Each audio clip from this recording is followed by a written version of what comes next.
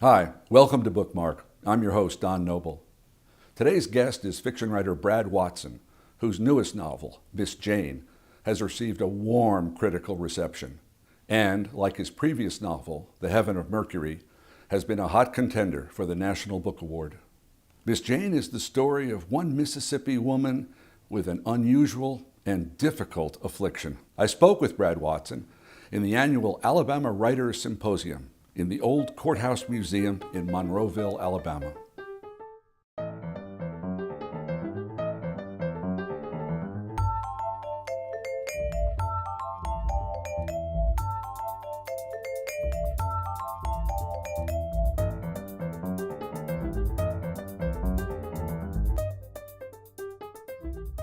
Brad, it's good to see you again. Don. It's been a little while, and this is a special occasion. We're in Monroeville, and you are this year's winner of the Harper Lee Award. Yeah, I'm very honored. Yeah. I'm supposed to ask you, like a good journalist would, what are your feelings upon knowing that you are going to join the winners of the Harper Lee Award? I plan for my next book sales to mirror those of To Kill a Mockingbird. Perfect. No, it's an honor. I mean, a lot of great writers have gotten this award. I appreciate it, and I especially like that the previous winner was E.O. Wilson, who I met once at Alabama when he came to get an award, an alumni award, and they asked him what he wanted to do while he was there, in addition to getting his award, and he said, "I want to visit the creative writing people." We were astonished. But he came over and talked to us and said how much this was before he had written his novel, and talked to us about how much he admired what we do. And of course we should really, but he made a big impression. And while I was working on Miss Jane, the doctor character was not really working out for me, and I said I'd make a change. And I thought about E.O. Wilson, and he kind of became a bit of a model for me. That's wonderful. Wonderful. Yeah. Well, he is not only the Darwin of our time, a genius. Yeah. He's also a very kind and generous man. As we picked up on, Yep. when we met him, that worked. That was working. My impression of him, was what I was working with, because I obviously don't really know him. Well, actually, he's a frequent guest on this show, a four-time guest, and it is amazing how open and how candid, how easily he talks, and how much he wants to get that save the earth ecological message across. He is really a kind of a secular saint. I think so. I admire him a lot. You are a Mississippi boy. Most of your fiction, Heaven of Mercury and now Miss Jane, set in Mississippi, but you are presently living, as far as I could tell, on a barren hilltop in Wyoming. A barren plain populated by red buttes. One of the things that happens with writers, it's fairly common. I mean, there's no reason why you should stay in Meridian all your life in order to write about Mississippi. But what are the advantages or disadvantages of being in such a really, really different culture? Or is it really different? It is really different. The longer I stay there, the more I realize that. I think getting away is good. It really helped me to write Heaven of Mercury by being in Boston, and I think I got a perspective on my hometown and my past that I might not have had I stayed there amongst everyone I'd always known and the place I'd always known. It kind of helped me to fictionalize it, to make it something of the imagination as much as it was reality for me. I was there 5 years, and I was younger. I've been in Wyoming 12 years now, and I found it's more difficult. I had to come home more often. When I was working on this book, I'd go to the place where my mom grew up, which was close to where my great aunt grew up, who was sort of the inspiration for this book, right across the road in the woods. And it's all changed now, but my mom, while she was alive, told me a lot about what it was like when it was a farm and not just a bunch of pine trees. So it helped me to go there and just kind of soak it up. And also I'd come home just to hear people talk and, to feel the air and just get a sense of the southernness. And because out there, I mean, at first I was buried in my work and I didn't really I thought, well, this is kind of like the South without trees, you know, and then prairies and stuff. But it's very different culture.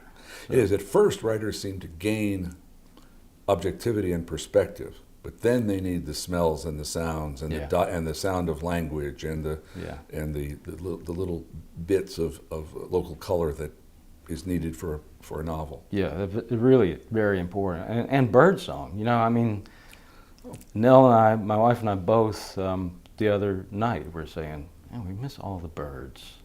She's from the Northeast and I'm from the South, and you know, there's so many birds. There's so many songbirds as well as other birds and raptors and things. But we have the raptors and a few prairie birds. and of course, you know, buzzards. Everybody has those. And a lot of crows and ravens. But you don't have all that bird song. And that's always, it actually is showing up a lot in my writing. So I miss it. This novel is, in a sense, a kind of fictionalized, highly fictionalized biography. Let's not call it a biography. Let's say it's a story of a woman's life, really from the moment of her birth till the end. And that woman was afflicted. That woman had an unusual physical ailment, and that woman is based on your great aunt. Great aunt. Great aunt. Yeah. Tell me about your great aunt, and did she had that problem? Yes. Can you describe it? Yeah. Well, she had a birth defect. Right. But actually no one alive when I started working on this book knew what it was. Oh. I don't know who in her life knew what it was. Her doctor, maybe her parents, maybe a sibling, of which the real great aunt had several. She had several siblings. But they didn't talk about it. I mean, the people later in the next generation, my mother's, didn't talk about what it was. No one really knew what it was. On her deathbed, she told my aunt that when she said, "What is my aunt?" My aunt said, "What is wrong with you?" She was a forthright person. And my great aunt would only say, "I only have one." And I said, "One what?" And my aunt said, "I guess she just meant one, you know, opening for waste and such." And so that was a clue. There were no journals, there were no letters, there were no medical records. The nursing home where the actual great aunt had died was gone. And so I didn't know what was wrong with her. I did know that she was incontinent. Everyone knew that and talked about it very respectfully. And knew that she lived a fairly long life, that she was very thin, and that she seemed to have very few serious medical complications in her life. So I started trying to figure out what it might have been, what her condition might have been. And all these more common, I read old medical texts about urological conditions, as well as looked, you know, on the internet, and nothing was matching up. Everything I found that was more common involved a whole lot of complications and a lot of infections and trips to the doctor and so on and so on. And my great aunt apparently did not suffer a lot of that. She would travel and go places.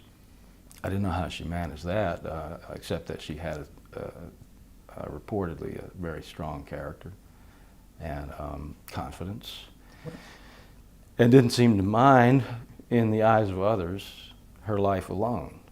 But my wife and I were talking and began to question whether that could have been really true or whether it was just the family's tendency toward being stoic.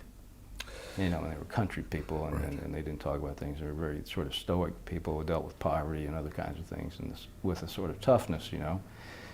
And then one day I was going through some pictures with my mother, and I was in my late 20s maybe, and I saw a snapshot of this attractive young woman. Maybe she was a teenager, an older teenager or a younger woman, and she had on a sun hat, and she was looking back at the camera in this kind of coquettish fashion. And I said, "Who's that?" My mother said, "Well, that's Aunt Jane." And I said, "It looks like she's flirting." And my mother said, "Then, yeah, she was really popular with the boys. She used to go to the dances up in the country when they would do them." And I said, "How did she do that, you know, with their problems?" And my mom said, "I don't know." So that was kind of that I thought about that a long time, you know, before I began Yeah. trying to work on this book. And then when I did start working on the book, I thought, that's a clue. Maybe her physical stature is a clue. The fact that she liked to travel.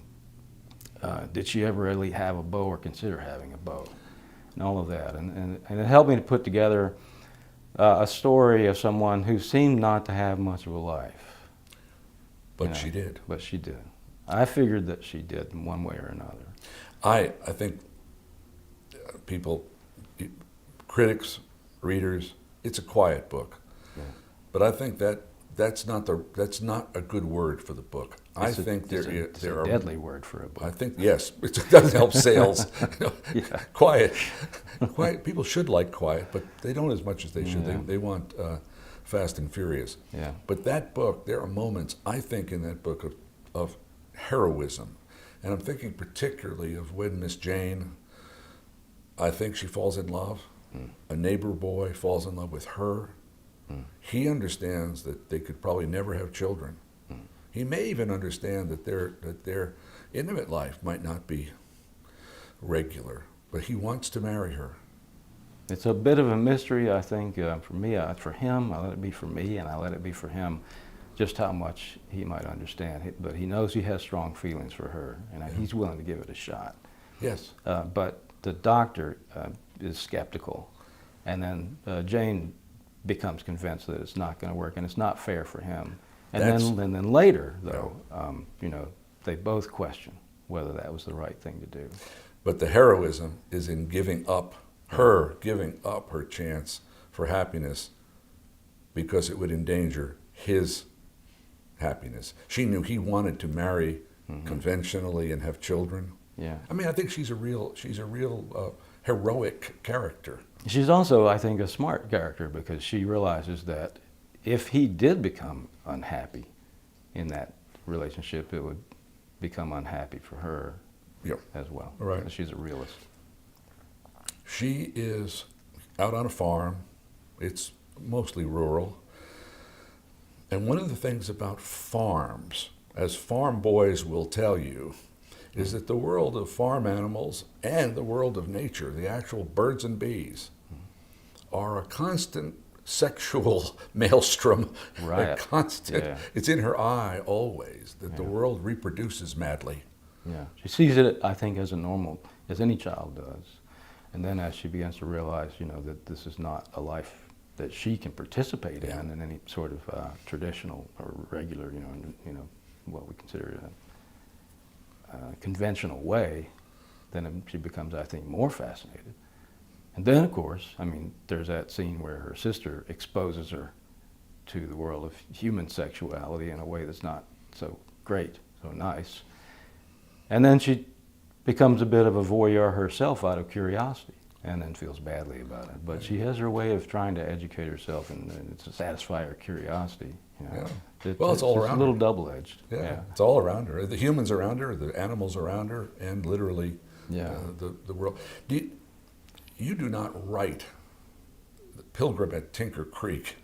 You're not that kind of nature writer, but you are, whether you are willing for the public to know it or not, you are a highly observant nature writer. This book, Miss Jane, is filled with descriptions of literally butterflies, clover, flowers, birds.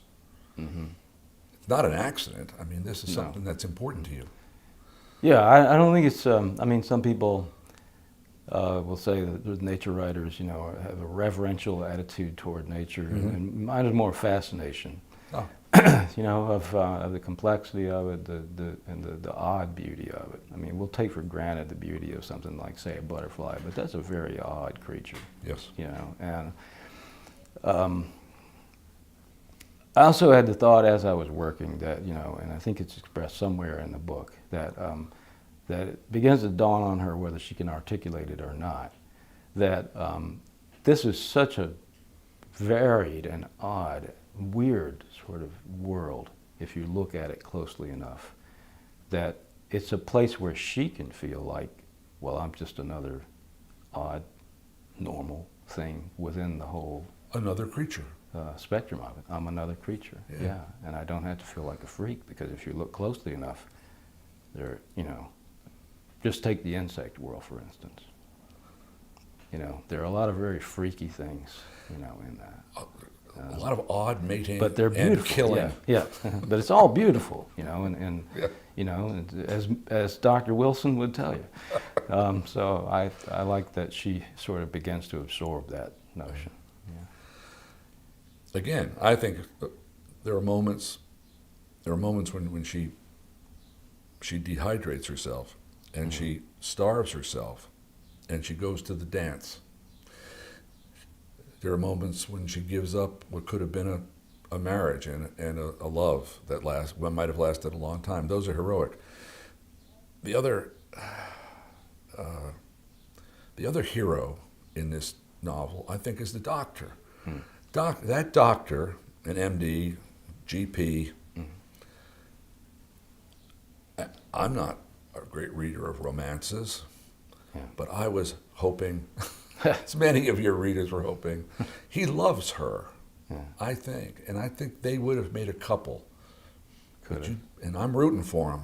Yeah. He's much older, of course, but that doesn't bother me any. But I was thinking they would make a couple, and you went along. I know that had to be an alternative in your head, but it's not the one you chose. It's funny. You work on these things. You work on them a long time sometimes, and this one went through a lot of drafts. You veer off into the wrong path and you have to come back. But one of the things I wondered a lot about was what exactly is this, and how do I treat it, and what does it become? What seems natural to the book? What's natural to the characters, to the world that you're making there? And although it does veer close, and I think the inclinations are there, both, I think, just fall back on common sense and decide, we have a good thing right now in terms of our relationship, which is a kind of avuncular, kind of paternal. But it's a real friendship. But avuncular, but a real friendship also, Well, he delivers her. Mm-hmm. He is there at the moment of her birth. First to see her. And as what she is. And stays with her case for decades. Yeah. Looking into research, writing letters, trying to find out if there are new treatments or procedures. Yeah. Keeping up a constant correspondence with his specialist friend in Johns Hopkins, which is the great school for urological research, in the States. I guess it still is. It used to be. I have no idea. Since the 19th century. Yeah. In fact, and one of the books I read was by this Dr. Hugh Young, who's mentioned in the book, who was a real person, who did a lot of groundbreaking research in surgery and surgical repair on various urological conditions. And his book had nothing on this, in 1940, had nothing on this condition that I settled on as being the one that I thought made sense for the character, but also very possibly was my great aunt's condition. I've lost track. What is the birth date of Miss Jane? Her birth date is November 1915. The character, Miss Jane. The character. My great aunt. My great aunt was actually born in 1888. Yeah, much less chance of any medical salvation there. Much less chance, but even, in the book, there's no chance for it until Jane is well into her 60s. Right. Well. So she decides not to bother. No. I could see it. Yeah. There are a couple of you and I have talked about this book as it went through various forms, and one of the things that was true of it from the start, that it's beautifully written. Sorry, and it's quiet. Right. Sorry, but you injected a couple of subplots, shall we call them? One of the subplots is the insurance policy and the tractor accident. And the other subplot, as I perceived it as a reader, was Jane's sister, who goes into town and flirts with prostitution, I think. Were they added? Did you put those in there? Were they there from the start? No. They were layered in subsequent drafts.